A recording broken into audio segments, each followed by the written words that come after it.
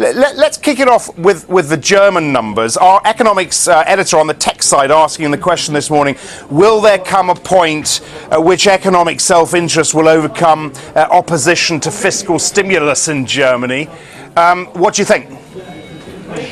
Well, that's a very good question. The opposition to fiscal stimulus is pretty intense, and it's not just from the government. It seems to be widespread across the German population. The problem is that it's not easy to see how spending on infrastructure is immediately going to support the manufacturing sector, and that's where we've seen quite a lot of weakness recently. And I think that the view is, as well as the weakness in neighbouring countries, that business sentiment has taken a hit from events in Russia-Ukraine. Now the hope is, of course, that if we have the ceasefire, if that holds, as long as we don't get an escalation in hostilities in Ukraine, then it might be that business sentiment starts to turn around.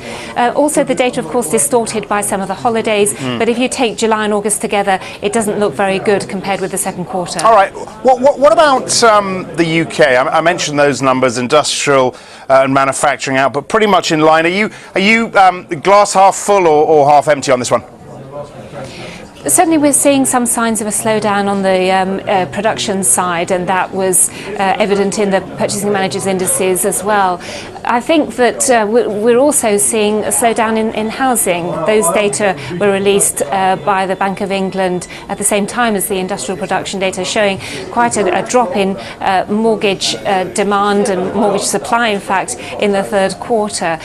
Hopes for a pickup in the fourth quarter. But there certainly seems to be a slowing of the pace of activity in the UK.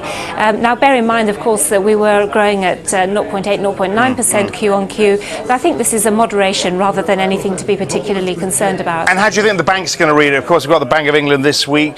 Does it, in your mind, set back an increase in rates? I think for now, I think we'll still see the bank moving to tighten policy next year. Our own view is that it'll be the first quarter of next year. Of course, some people are thinking that the softer data could mean that they delay any action until after next May's general election.